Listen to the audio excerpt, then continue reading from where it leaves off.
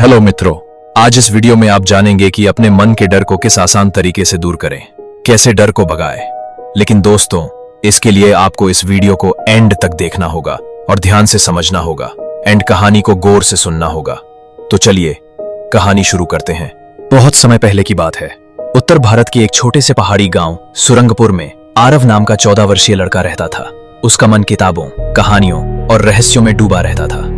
बाकी बच्चे जहां खेतों में खेलते थे या घर के कामों में व्यस्त रहते, वहीं आरव अपने पिता की पुरानी किताबें पढ़ा करता, जिनमें साहसी खोजकर्ताओं की कहानियां और अनसुलझे रहस्यों का जिक्र होता। गांव के एक छोर पर एक घना रहस्यमयी जंगल था, कालीवन। यह जंगल इतना घना था कि दिन में भी वहां अंधेरा छाया रहता। बुजुर्गों के अनुसार इस जंगल में कोई गया तो लौट कर नहीं आया। कुछ लोग कहते वहां भूत है, कुछ कहते जंगल में शापित आत्माएं भटकती हैं, और कुछ बस ये मानते थे कि वहां जानवर इतने खतरनाक हैं कि कोई बच नहीं सकता। पर आरव को इन कहानियों पर यकीन नहीं था। वो मानता था कि जो बातें लोग डर से कहते हैं वो अक्सर अधूरी होती हैं। उसकी माँ ने कई बार कहा, आरव बेटा, ये सिर्फ कहानियां नहीं हैं, कालीवन से दूर रहो। पर आरव का मन कहता था, जो सच्चाई छिपाई जाती है वही सबसे बड़ी सीख बनती है। उसने तय कर लिया, वह कालीवन की खोज करेगा। लेकिन वह ये सिर्फ खुद के लिए नहीं, बल्कि पूरे गांव की सच्चाई जानने के लिए करना चाहता था। एक रात उसने एक योजना बनाई। अगले दिन सुबह सूरज निकलने से पहले वह उठा, एक छोटा बैग तैयार किया जिसमें थे पानी की बोतल, कुछ सूखे मेवे और पराठे, एक छोटी टॉर्च, अपने दादा की पुरानी डायरी और एक नोटबुक जिसमें वह अपनी खोज दर्ज करना चाहता था। जैसे ही वह जंगल की ओर बढ़ा, कुछ गांव वालों ने उसे देख लिया। अरे आरव, कहां जा रहा है? क्या तू पागल हो गया है? तू जानता नहीं वहां क्या है? लेकिन आरव मुस्कुराया और बोला, डर हमें रोकता है, लेकिन जिज्ञासा हमें आगे बढ़ाती है। मैं जानना चाहता हूं सच्चाई। जैसे ही वह जंगल के भीतर गया, वातावरण बदल गया। ठंडी हवा, अजीब सी चुप्पी, पत्तों की सरसराहट और कुछ अनजान आवाजें। पेड़ इतने ऊंचे और घने थे कि सूरज की किरणें भी मुश्किल से जमीन तक पहुंचती थीं। थोड़ी दूर चलने पर उसे एक घाय खरगोश मिला जो कांप रहा था। उसने अपने रुमाल से उसकी पट्टी की, थोड़ा पानी दिया। जानवर धीरे धीरे शांत हो गया और भाग गया। आरव को एहसास हुआ, जंगल खतरनाक है लेकिन निर्मम नहीं। अगर हम समझदारी और सहानुभूति से चलें तो यहां भी जीवन है। आगे बढ़ते बढ़ते वह एक झरने के पास पहुंचा।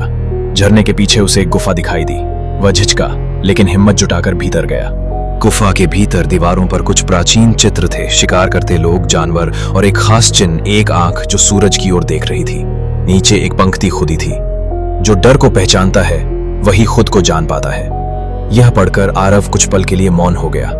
यही वह क्षण था जहां उसकी यात्रा बाहरी जंगल से उसकी आंतरिक यात्रा में बदल गई।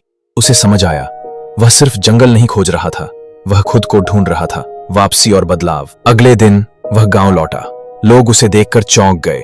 वह थका हुआ था, धूल से भरा, लेकिन उसकी आंखों में आत्मविश्वास की चमक थी। वह आरव नहीं था जो डरता था, वह एक ऐसा लड़का था जिसने अज्ञात का सामना किया था। उसने गांव वालों को गुफा की कहानी सुनाई, चित्र दिखाए और कहा, वो जंगल कोई शापित जगह नहीं है, वह जीवन से भरा हुआ है। हम बस डर के पर्दे में उसे देख नहीं पाते। धीरे धीरे गांव वालों का डर मिटने लगा।